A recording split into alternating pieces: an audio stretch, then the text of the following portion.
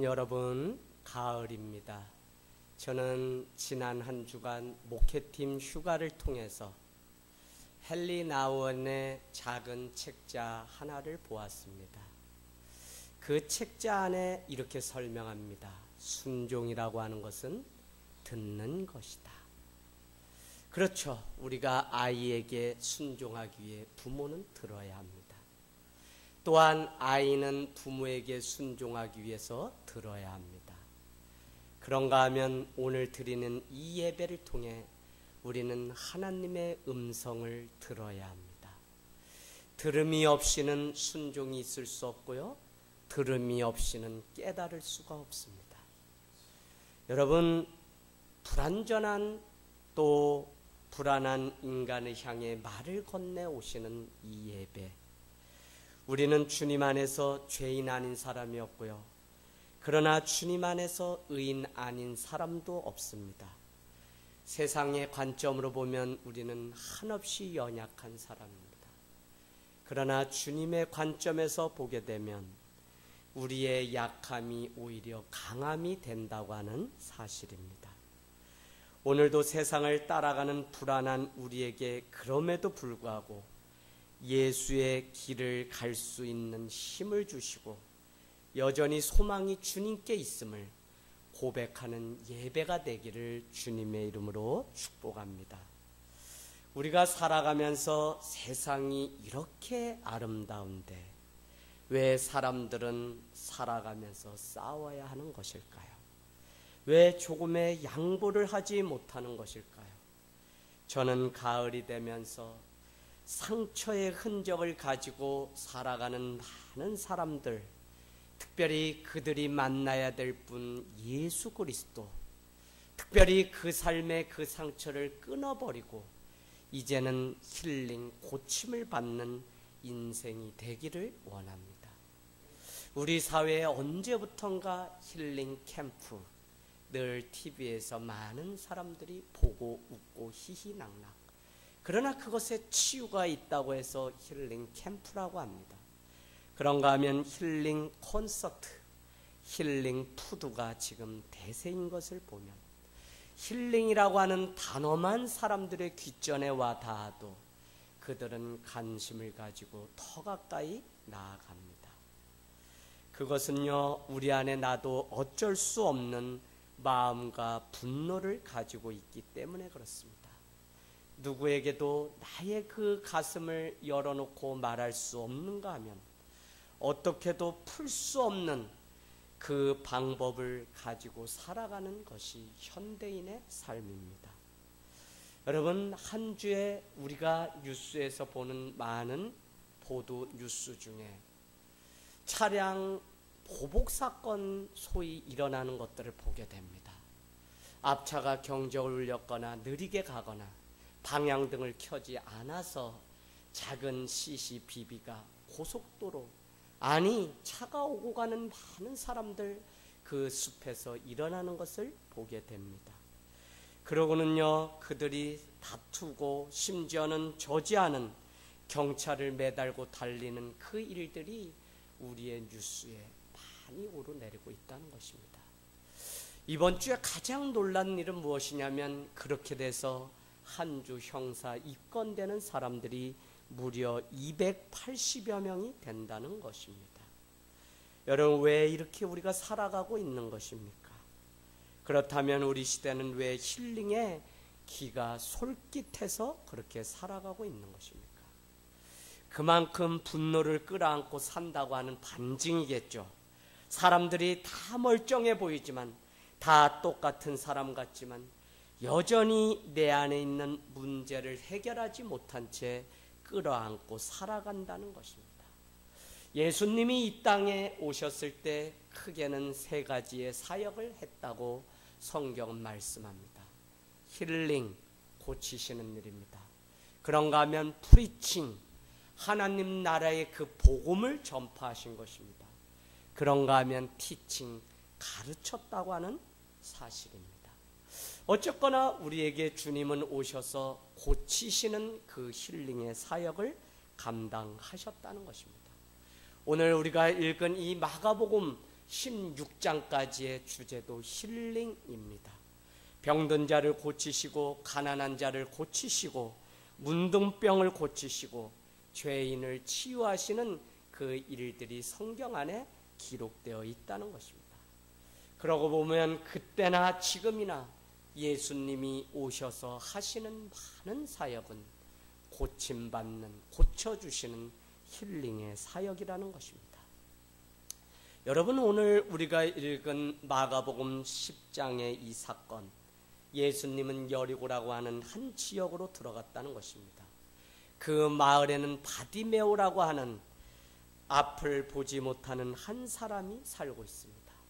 누군가 그를 이끌어 주거나 길을 안내해 주는 사람이 없겠죠.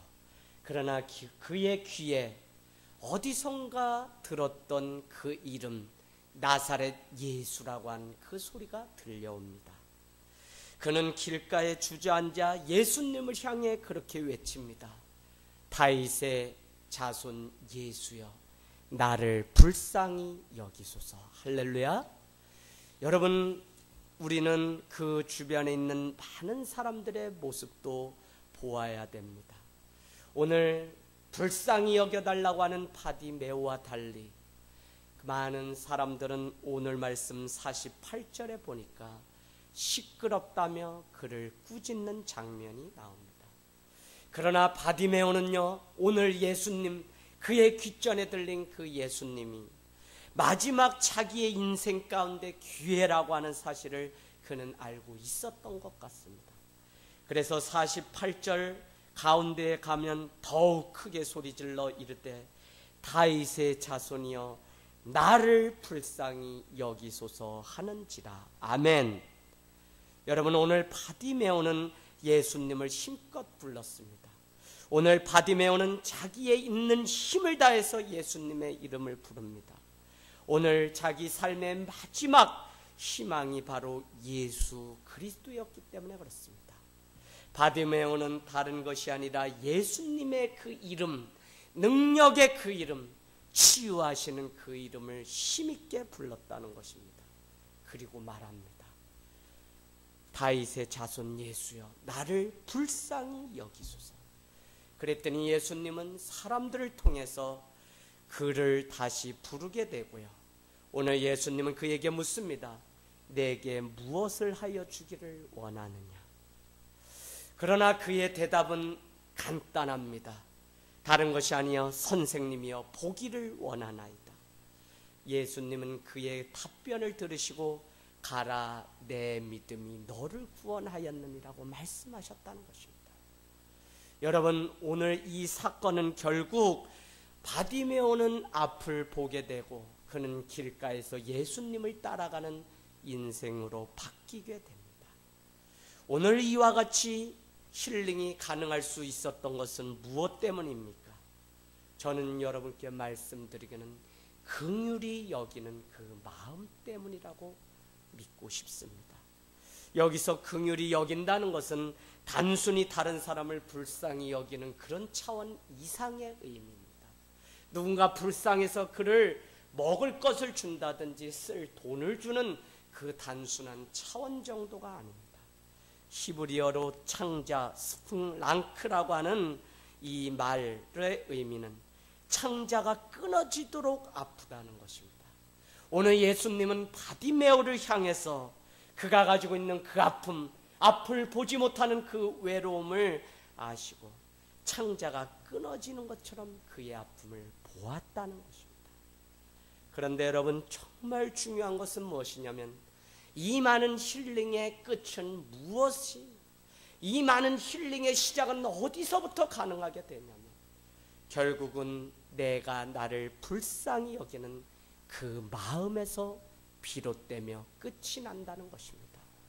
무슨 이야기냐면 진정한 힐링, 진정한 인생의 변화는, 내 삶이 새로워지는 시작은 무엇이냐면 내가 내 자신을 불쌍히 여기고 긍휼히 여기는 그 마음의 회복이 우리 안에 있어야 된다는 것입니다. 여러분, 오늘 이상한 것을 발견할 수 있어요. 그것은 다른 것이 아닙니다. 오늘 바디메오라고 기록된 이 사람은 사실 이름이 없는 것입니다.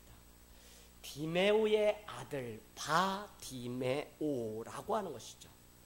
이 말은 다시 말씀드리면 평생을 구걸하고 태어날 때부터 앞을 보지 못해 거지로 살아가면서 저 사람 디메오의 아들이 아니야 라고 손가락질을 당하며 불려졌다는 것입니다. 그런데 그가 예수님 앞에 가서 불쌍히 여겨달라고 애원했다는 것이죠. 힐링은 다른 것이 아니라 바로 자기 자신을 불쌍히 여겨달라고 한 마음입니다. 누군가를 향해서 불쌍히 여기는 마음 중요합니다. 그러나 자기 자신을 불쌍히 여기며 자기 자신이 죄인임을 고백하며 자기 자신의 연약함을 인정할 때 비로소 힐링, 고침이 있다는 것입니다. 이것이 없게 되면요, 우리는 바리새인처럼 자기의 상처를 끌어안고 그렇게 고집불통으로 살아가게 됩니다. 오늘 바디메오는 자신을 먼저 긍휼하게 여기고 예수님 불쌍히 여겨달라고 하는 간청이 있었다는 것입니다. 여러분, 이것이 무엇일까요? 주님 앞에 진정으로 드리는 예배입니다. 할렐루야. 여러분, 주님은 오늘도 살찐 송아지를 가지고 주님 앞에 나오게 원하는 것이 아닙니다. 내가 가지고 있는 지식과 학식을 가지고 주님 앞에 나오기를 원하는 것이 아닙니다. 오늘 주님은 상한 심령, 순종의 마음을 가지고 주여, 주님이 아니면 내가 불쌍한 자입니다. 주님이 구원하시지 않으면 나는 아무것도 아닙니다. 주님이 내 손을 붙잡지 않으면 쓰러질 수밖에 없는 존재가 바로 나입니다라는 고백, 그것이 바로 예배라는 것입니다. 저 자신도 여러분 5장의 A4 말씀을 준비하고는 단위에 오릅니다. 주일에 올라와서 가장 먼저 하는 것이 무엇일까요? 다른 것이 아니에요. 오늘 하나님 연약한 자를 주님이 부르셨사오니 하나님 오늘 드려지는 예배를 통해 이 종을 불쌍히 여겨 주옵소서. 이 종이 먼저 하나님 앞에 예배자가 되기를 원합니다. 오늘 만날 성도의 삶이 예배자로, 그러나 저들은 상처를 끌어안고 하나님 상한 심령으로 와서 주여 나를 불쌍히 여겨 주소서 하는 심령으로 말씀을 들을 수 있게 도와주시옵소서. 제가 아무리 많은 말씀을 전한다고 해도 내 자신이 연약하고 내 자신이 불쌍한 죄인임을 고백하는 상한 심령의 제사가 되지 않는다면 오늘 어떤 말씀도 우리의 마음을 열지 못한 채 그렇게 왔다가 간다고 하는 사실을 여러분 깨닫게 되시기를 원합니다. 주님은요, 오늘도 상한 심령으로 와서 이와 같이 주님의 은혜를 입은 예배자가 되기를 원하십니다. 왜냐하면 주님의 은혜가 없이는 자유함을 진정으로 누릴 수 없기 때문에 그래요. 우리 인간의 군상이라는 것은 무엇이냐면 안간힘을 쓰면서 온전한 치유를 받으려고 합니다. 그러나 자기 자신을 자기가 지키려고 하는 그 어쩔 수 없는 부질없는 인생을 살아가는 한 우리는 단 한 번도 주님의 성령님의 만지시고 힐링하시고 고치시는 그 은혜를 경험하지 못한 채 바리새인 같은 신앙으로 살아간다는 겁니다. 여러분, 산상수훈 뒤에 이런 말씀이 있습니다. 너희는 시장에 서서 기도할 때 손을 들고 외식하는 바리새인과 같이 하지 말라는 것입니다. 구제, 금식, 기도, 많은 것들을 향해서 이렇게 말씀하죠. 너희가 이 땅에서 인정받고 칭찬을 받으면 아버지 앞에 가서의 상급이 없다는 것입니다. 바리새인이 누굽니까? 바로 자기의 완벽함, 자기가 아는 그것으로, 자기가 누리는 그 구원으로 이미 만족하며 모든 것을 다 이룬 사람처럼 살아갑니다. 그러나 이와 같이 자기가 자기의 인생을 붙들고 있는 한 하나님은 우리를 고치실 수 없다는 것입니다. 저는 아우와 함께 병원 생활을 하면서 인간의 그 군상이 어떤 것인지 많이 깨닫게 됩니다. 여러분, 골수 이식까지 6개월의 시간이 있었어요. 그 6개월이 지나고 드디어 골수 이식을 했습니다. 마음 가운데 꿈이 막 생겨납니다. 왜요? 골수 이식만 하면 살아날 수 있다고 하니까. 그러나 여러분, 계속적으로 수치가 오르지 않고 올랐다 내렸다를 반복하게 됩니다. 9뿐만 아니라 많은 사람들이 병원을 입원해서 이렇습니다. 처음에는 자기가 아픈 환자라는 것을 인정하지 않으려고 합니다. 대소변을 받아내는 그 일이 얼마나 수치스러운지 인정하지 않으려고 합니다. 그러나 여러분, 아픔이 그에게 가까이 오면 올수록 자신의 그 추함을 보이기를 싫어하는 그곳에서 떠나야 하고요. 자신의 약함을 감추려고 하는 그곳에서 떠날 때 온전히 주님이 치유하시고 맡김을 통해 회복시키시는 은혜를 경험하게 됩니다. 사랑하는 아우도 이제는 제 앞에서 옷도 벗게 되고 대소변도 제가 받아낼 때가 있습니다. 그 일들 가운데 비로소 자유함을 누리게 되면서 그의 얼굴에 미소가 생기고 그의 얼굴에 행복이 다시 묻어나는 것을 보게 됩니다. 아픈데 아프지 않은 것처럼, 상처가 있는데 상처 없는 것처럼, 점잖은 그 삶을 살아가는 것처럼 그렇게 살아가는 모습을 보게 됩니다. 차라리 두려우면 두렵다고 말하는 것이 인간의 본래의 모습임에도 불구하고 많은 사람들은 자신의 연약함을 감추려고 하는데 급급하다는 것입니다. 여러분, 상처를 끌어안고 자신을 지키며 살아가는 사람의 특징은 무엇일까요? 주님 앞에 자신을 불쌍히 여겨달라는 기도를 올리지 못한다는 것입니다. 너무 많은 것에 붙들려서, 너무 많은 것에 막혀서 진정 주님을 찾지 못하고 살아갑니다. 왜냐하면 내 안에 계신 하나님을 보지 못하고 살아가기 때문에 그렇습니다. 이것을 쉽게 생각하지 마십시오. 많은 비리와 범죄에는 소위 신앙을 가지고 살아가는 많은 사람들의 이름이 오르내리는 시대입니다. 왜 그럴까요? 자기 안에 계시는 하나님을 보지 못했으며 내 안에 온전한 회복과 치유를 경험하지 못했기 때문에 여전히 세상 사람들처럼 살아가고 있는 것을 보게 됩니다. 오늘 요한복음 9장에 가면 예수님께 시비를 거는 바리새인의 이야기가 등장합니다. 한번 9장 39절로 가보겠습니다. 내가 심판하러 이 세상에 왔으니 보지 못하는 자들은 보게 하고 보는 자들은 맹인이 되게 하려 함이라. 바리새인들이 예수님께 우리가 맹인이라고 따져 묻습니다. 그러나 예수님은 41절에 너희가 맹인이 되었더라면 죄가 없으려니와 본다고 하니 너희 죄가 그대로 있느니라고 말씀합니다. 여러분, 이것이 무엇을 의미하는 것입니까? 바리새인들은 앞을 보지도 못하고 자신의 그 문제도 보지 못하면서 그냥 아는 것처럼 보는 것처럼 살아간다는 것입니다.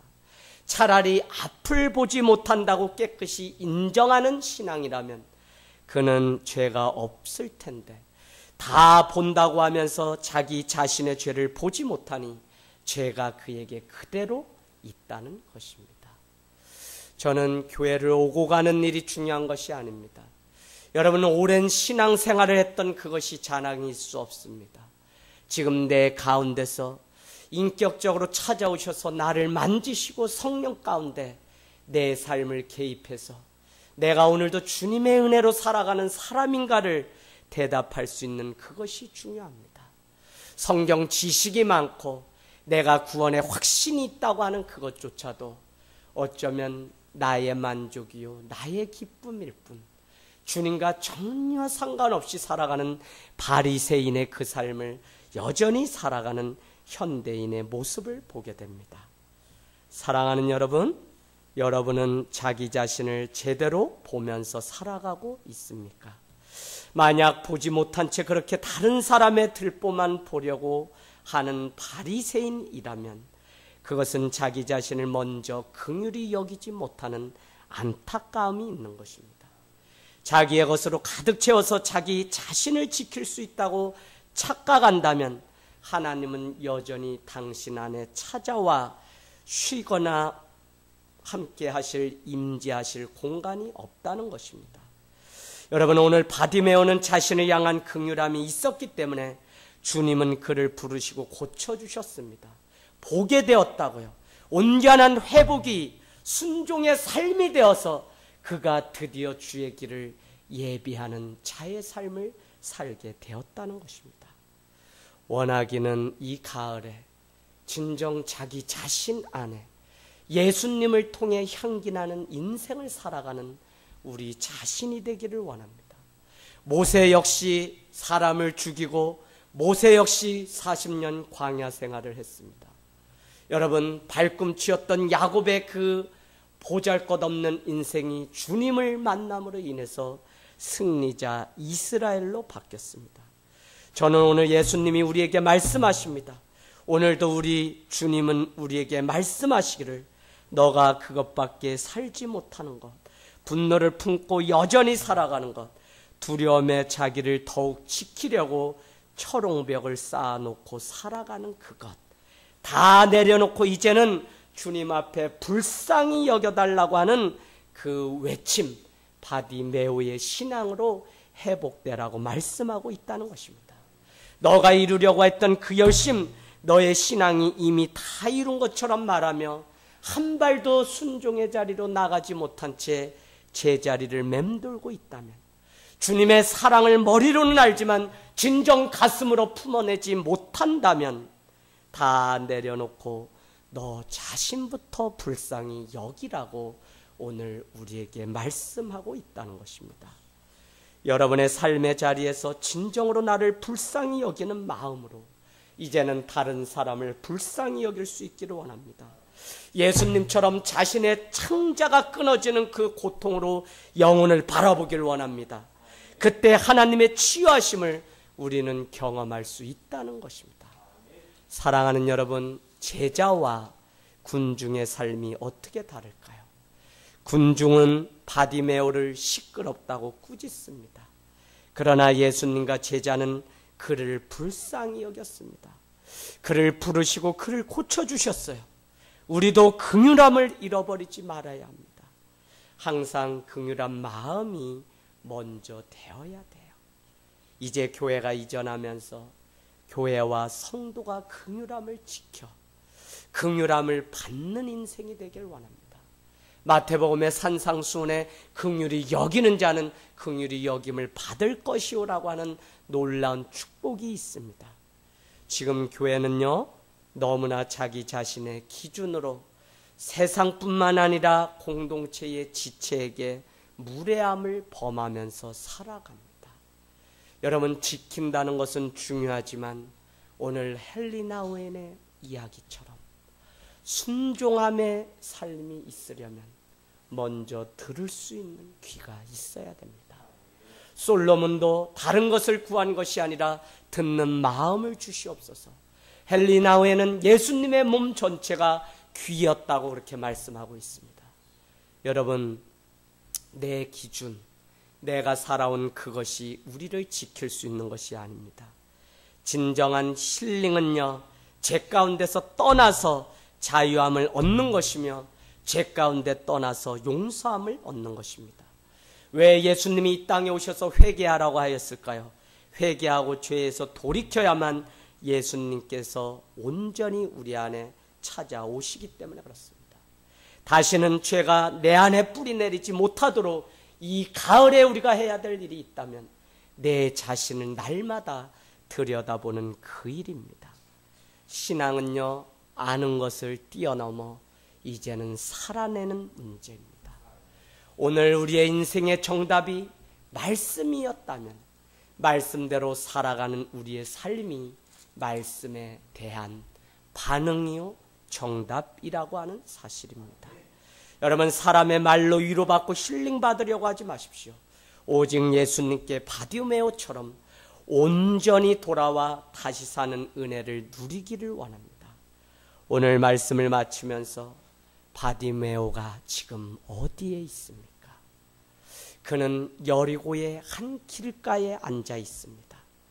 거기 바디메오가 앉아 있는 그 길가는 세상과 어깨를 나란히 하며 함께 살아가지 못한 채 오히려 후미진 그 초라하고 외진 곳, 남들이 거들떠보지 않는 그곳에 밀려난 사람들이 있는 곳입니다.